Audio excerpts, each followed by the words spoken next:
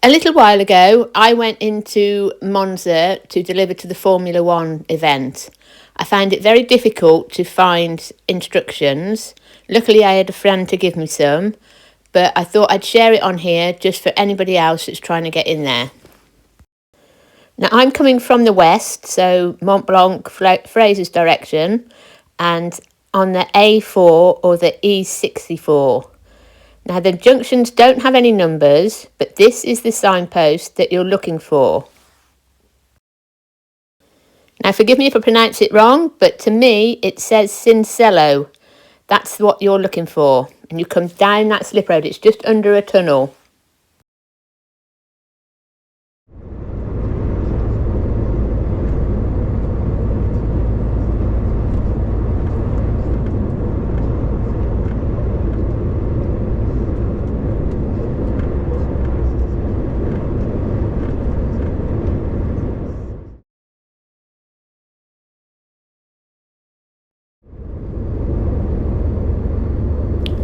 Now, I'm told this is the official route in from this direction, so it's quite important that you keep an eye out and follow that sign.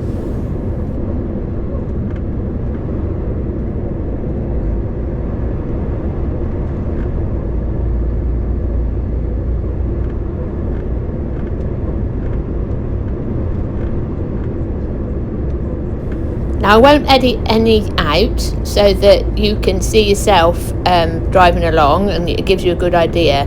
You stay in the right hand lane, and when you come out the tunnel you'll see it splits off here, and you just follow it along. Just stay in your lane and follow it along, and then you'll pick up a sign that says Monza.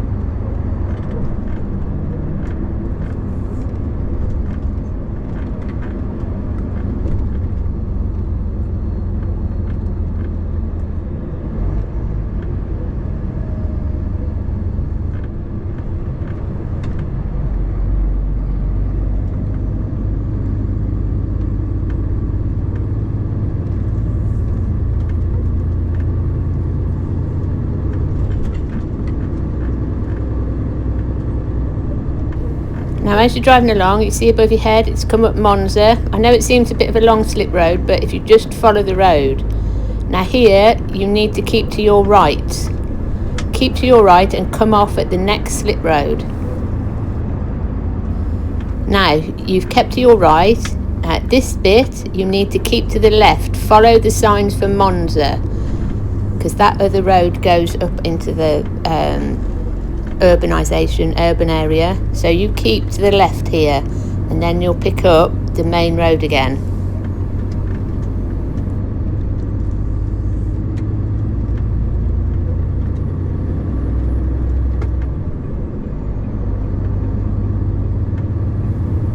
And here those lanes go off to the right, so you need to keep left and keep following that sign for Monza.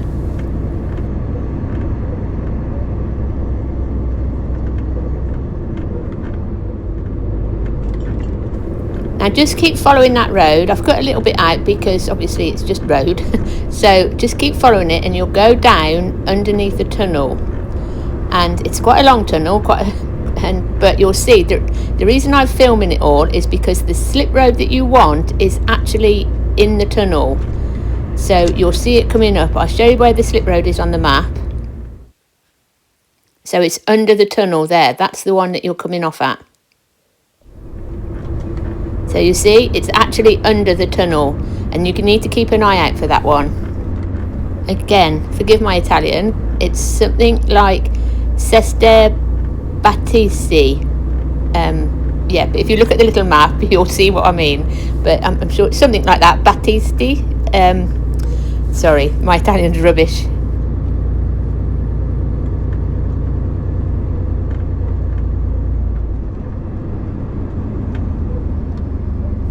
Now when we were there, as we came out the tunnel, we came to this bit of a chicane and there's roadworks after it. But obviously the roadworks might be gone by the time you go there, hopefully. They don't last that long. But you just follow the road along, come up the slip road, keep an eye on your left that nobody's going to come in front of you, and come over the speed humps, and then you're coming into the sort of park area, because the Autodrome in Monza is actually in a park, but you're not quite there yet, so just take it steady and you'll go heading up to the roundabout.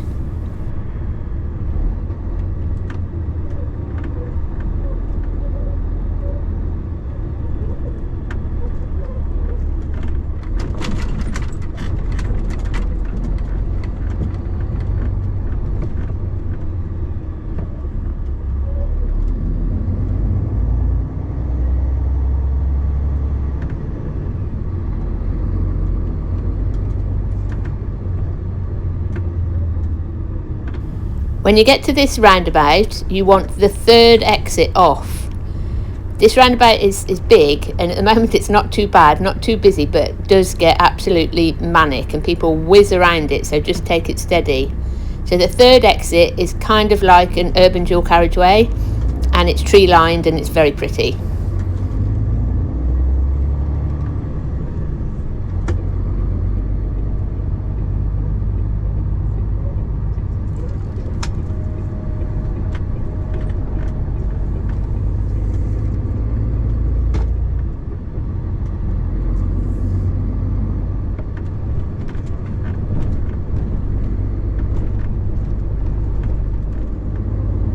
So all you do then is follow that bit of road all the way down, because it comes to a T-junction at the end, and you'll see like a palace or a stately home there. You can see it in front of us here. So you want to be in your left lane because you're turning left at the T-junction.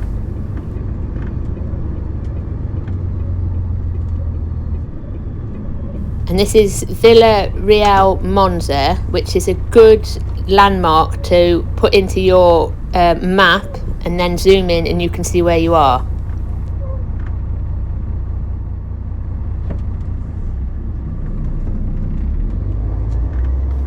So you're turning left at the lights.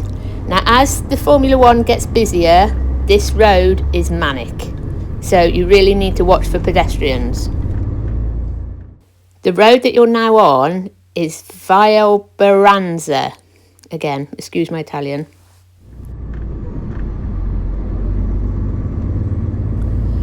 What you're doing now is following this road along. This road is closed when the Formula One's on. They will put you off the track. There are certain firms that are allowed to stay, obviously very close support vehicles, but 99% of vehicles have to be off the track by a certain time. So you followed it along, you've got the park wall on your right, and what you'll see on your left is a sign for a pharmacy. You'll see the green cross for a pharmacy on your left. The road that you want to turn right on is just after that pharmacy.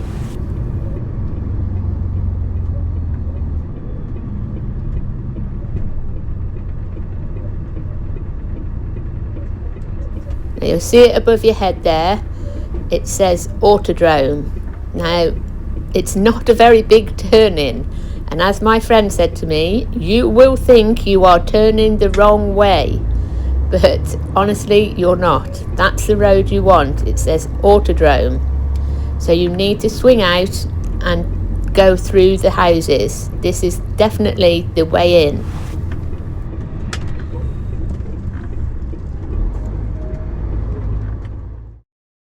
The road is called Via a Villa. That is definitely the way in.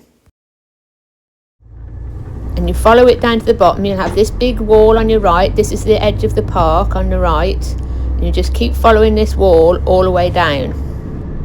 Now take it steady going down, because you will be wanting to turn right at the end. It is Via Monza Autodrome.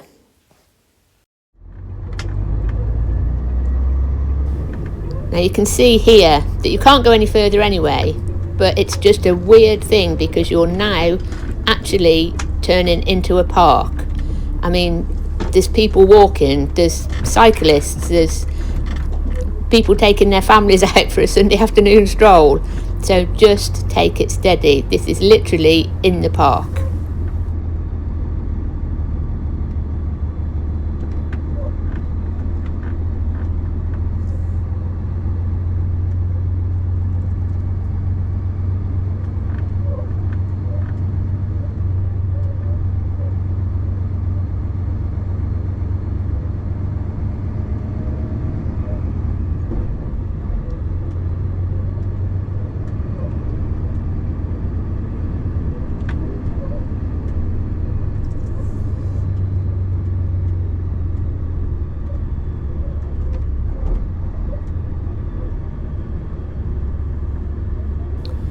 And there's people jogging, but I mean, it's a park, that's what they're there for. That's what the parks are for. But just take it steady, and apart from anything else, if anything comes the other way, it's quite narrow and you really don't want to go on the grass. But follow it round, just follow that road all the way round and you'll come to another T-junction.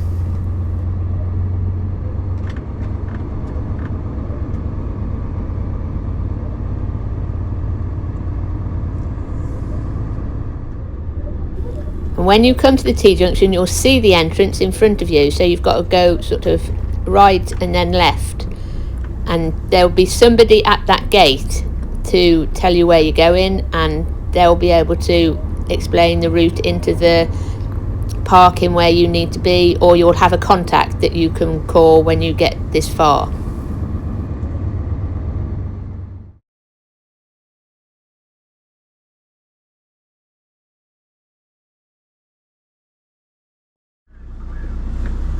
Now, the guy at the gate did stop us, but we were lucky. We had a contact and we just got into the gate and our contact met us the other side. We did take the wrong turn when we went in, but he found us, and yeah, that was it. That's where you get. Now you come out the same way, unless it's very late in the day when you're coming out after the racing, once you've collected all your stuff. Sometimes this gate gets shut, so they will direct you afterwards, but 99% of the time you come out the same way.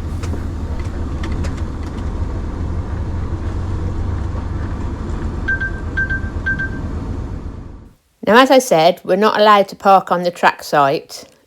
Some are, some of the actual race support vehicles are, but the stuff that we're taking in isn't that important. So I'm going to show you where we parked, and we had a really nice time up by Lake Como. So my friend used to work for Swains of Stretton. He speaks a little bit of Italian. They do Italy. I mean, they do Italy since something like the 1970s. So he had delivered in this area. He'd been up to Lecco. They used to do a lot of wine collections from this area. So he said, this is a good parking. And some of the other drivers that were at Monza, they said they'd been here the year before. So what he did, he rang them and booked myself and the other driver in for parking, but he also booked 15 spaces for all the other lorries that were going up there. But just to make sure that me and the other driver had got parking, he gave our registration numbers in and that, and I gave the number to one of the other drivers and said, look, there's so many of you, you might get a discount. I don't know whether they did or not. I just gave them the information. Now, I forgot to take pictures of the parking area. These are off Google, but there's a little restaurant bar which is really nice. Got a outside nice terrace area, a few mosquitoes, so take your spray. Food was lovely. Food was definitely lovely. It's €15 per night, and it does work off most toll boxes, but you pay extra for the washing machines and the showers. Now, I've just added this map again because you can see where the parking area is. It's a very big parking area. It does get busy on the weekends though.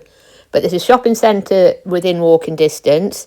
There's another supermarket just at the other side. but there's also a main road that goes across the top, and you can catch the bus from there.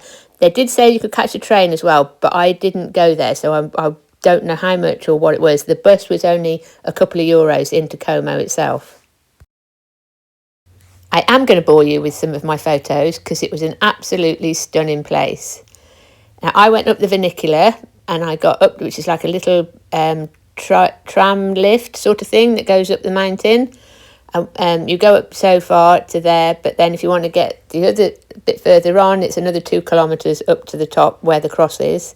It's actually a lighthouse, and but the view from the top is really recommended. But there is a 4-wheel drive that goes up there, and I recommend that as well because I got 3/4 of the way up and I thought, should have took the 4-wheel drive, but I got there. I definitely got there. It's only 2 kilometres, but it's like 10% most of the way up. So I hope this has helped a few, anybody that's going next year or the year after or whatever. But yeah, it was interesting. I'm not a Formula One fan, but yeah, we had a nice time, met some new people, and it was interesting. But Lake Como, definitely. So I'll leave that with you, and I'll catch up with you next time. Take care, everyone.